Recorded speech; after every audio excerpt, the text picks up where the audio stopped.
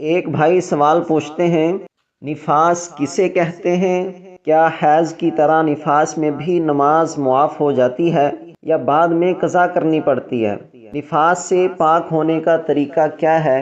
نفاس کے دوران اگر رمضان آ جائے تو روزے رکھے گی یا بعد میں قضا کرے گی؟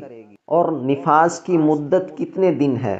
اس کا جواب یہ ہے، بچہ پیدا ہونے کے بعد جو خون آتا ہے اس کو نفاس کہتے ہیں۔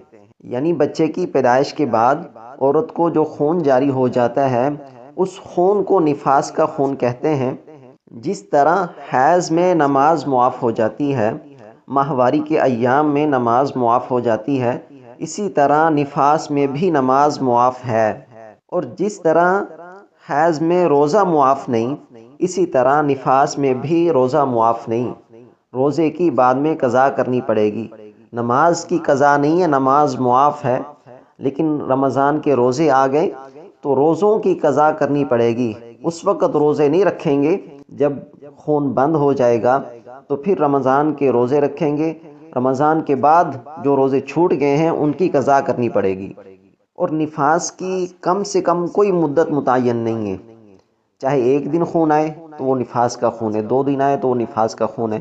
جب خون بند ہو جائے، چاہے 10 دن بعد بند ہو جائے، 20 دن بعد بند ہو جائے، وہ نفاس کا خون ہے۔ اس کے بعد عورت نہا کر غسل کر لے گی، پاک ہو جائے گی۔ زیادہ سے زیادہ نفاس کی مدت 40 دن ہے۔ 40 دن تک اگر لگاتار خون آتا رہے تو اس کو نفاس کا خون ہی کہیں گے۔ اور 40 دن کے بعد بھی اگر خون آتا ہے تو وہ بیماری کا خون ہوگا، نفاس کا خون نہیں ہوگا۔ 40 دن جیسے پورے ہوں گے عورت نہا کر پاک ہو جائے گی، پھر اپنی نماز اور روزہ پورے کرے گی۔ نفاس سے پاک ہونے کا طریقہ عام ہے، جس طرح عورت حیض سے پاک ہوتی ہے ویسے ہی نفاس سے پاک ہو جائے گی۔ اس کے لیے کوئی نیا طریقہ نہیں ہے۔ عورت صرف سنت کے مطابق غسل کرے، غسل کے 3 فرض ادا کر لے، منہ بھر کر کلی کرنا اور ناک میں نرم ہڈی تک پانی پہنچانا اور پورے جسم پر اس طرح پانی بہانا کہ کوئی جگہ بھی بال کے برابر خشک نہ رہے۔ جب اس طرح غسل کر لے گی، 3 فرض ادا کر لے گی تو وہ عورت پاک ہو جائے گی۔ پاک ہونے کے لیے کوئی نیا طریقہ نہیں ہے، صرف سنت کے مطابق غسل کر لے تو وہ عورت پاک ہو جائے گی۔